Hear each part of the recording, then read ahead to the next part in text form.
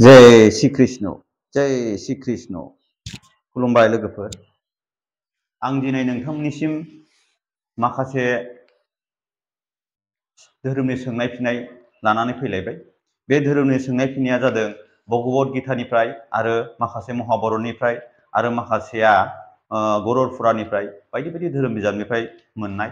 नोंथांमोन आंनि बे धोरोमनि सोंनाय फिननायखौ जुदि बहाबाफोर गोरोन्थि जादोंबा नोंथांमोना आंखौ फोरोंहरनो हागोन आरो कमेन्टनि गेजेरजों फोरमायथिहरनो हागोन बबेहाय मा गोरोन्थि जादों आरो मिथियाखैबा माखौबा कमेन्टनि गेजेरजों आंनाव सोंहरनो हागोन। बिनि थाखाय आं नोंथांमोननो फिननो थाखाय राजि आरो फैगोन भिडिअफ्राव नोंथांमोननि अननाय आरो सिबिनाय मोनोबा बे मोनफ्रोमबो मोनफा मोनफा सोंथिनि फिननायखौ गुवारै बेखेवनानै होनो थाखाय आं राजि आरो आङो बे धोरोमनि मोनफ्रोमबो सोंनायनि फिननायखौ गुवारै बेखेवनानै होनो लासैनो नाजाबाय थागोन।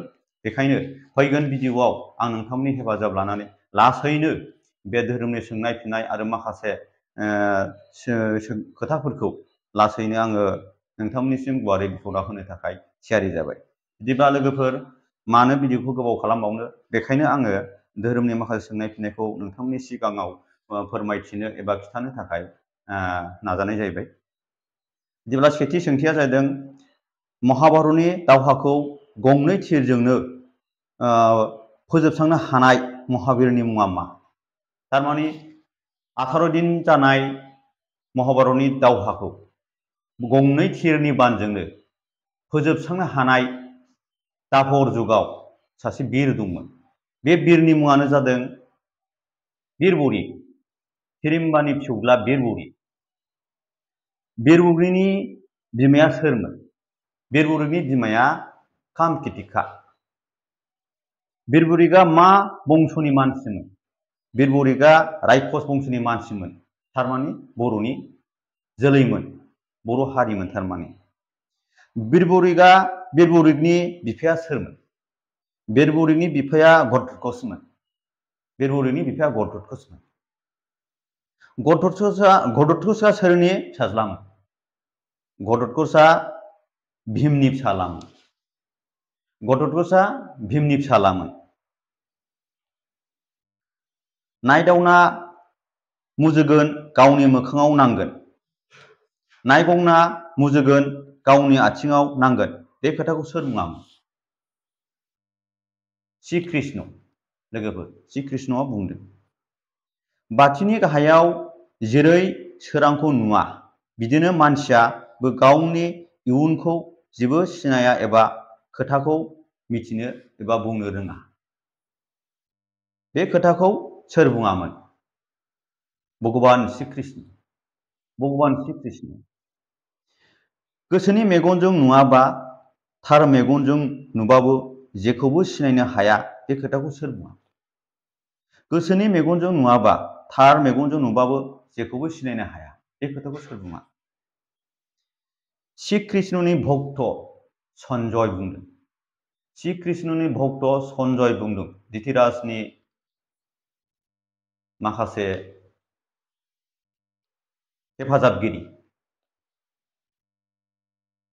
गोसोआ जिउजों जेबो सोमोन्दो गैया, बेखौ सोर बुङा?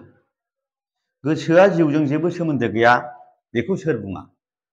भगवान श्री कृष्ण बुंदों। देहा आरो जिउखौ सोर दैदेनो? देहा आरो जिउखौ सोर दैदेनो? गोसो। जोंनि देहा आरो गोसोखौ, जोंनि देहा आरो जिउखौ सोर दैदेनो? जोंनि देहा आरो जिउखौ सोर दैदेनो? गोसोआ दैदेनो। गोसोआ दैदेनो। जेननाय देरहानाय, लुबैनाय रागा जोंनाय, अननाय दुखु दाहा, मिनिनाय रंजानाय, सैथो असैथो, मुगैनाय बजबनाय, बेफोर गासिबो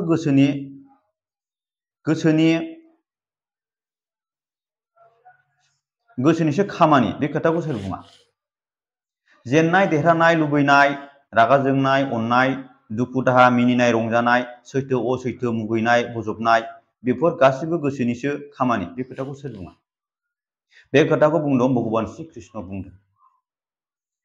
दुखु दाहा निदान खैफोदखौ गोसो आरो देहायासो सहायनाङो, बे खोथाखौ सोर बुङा? भगवान श्री कृष्ण। आं दं, आंनि थाखायनो गासिबो दं। दै, अर, बार, आकाश पाताल, जिब जुनार, बिफां लाइफां गासिबोनि देहायाव आंनो दं। बे खोथाखौ सोर बुङा? भगवान श्री कृष्ण बुंदों। दुखु सुखु, गाबनाय मिनिनाय, थांनाय थैनाय संसारनि महिमा पाप पुण्य बिसोरनि आं अधीन नङा। बेखौ सोर आंनि अधीन? बिसोरसो आंनि अधीन। बे खोथाखौ सोर बुङा? दुखु दाहा, गाबनाय मिनिनाय, थांनाय थैनाय संसारनि महिमा पाप पुण्य बिसोरनि आं अधीन नङा। बिसोरसो आंनि अधीन। बे खोथाखौ सोर बुङा? भगवान श्री कृष्ण बुंदों। जिउआ थैनोबो रोङा, जोनोमबो जानो रोङा। बे खोथाखौ सोर बुङा? जिउआ थैनोबो रोङा, जोनोमबो जानो रोङा। बे खोथाखौ सोर बुङा? भगवान श्री कृष्णआ बुंदों। थैनाय जोनोम जानाया गस्ला पेन्ट सोलायनाय बायदिसो। बे खोथाखौ सोर बुङा? श्री कृष्णआनो बुंदों।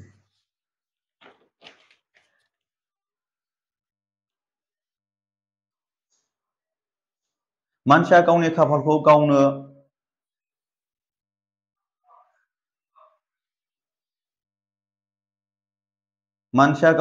गावनो खालामना लायो। गावनो नरकनि दरजाखौबो खेवना लायो। गासिबो दुखु सुखु गाबनाय गावनि खामानिनि सायावनो गासिबो सोनारजोबो। बे खोथाखौ सोर बुङा? श्री कृष्ण। बेखौबो नों श्री कृष्णआनो बुंदों। मानसि जोनोम मोननायनि गुबै थांखिया मा? गावनि पापफोरखौ उदार खालामना लानाय आरो सोरगोनि लामाजों आगान सुरलांनो हानाय। जिउआ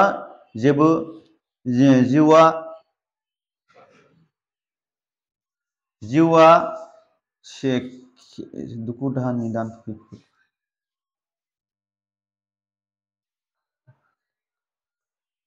जिउआव जेसेबां दुखु दाहा निदान खैफोद फैया मानो गासिबो सहाय जोबना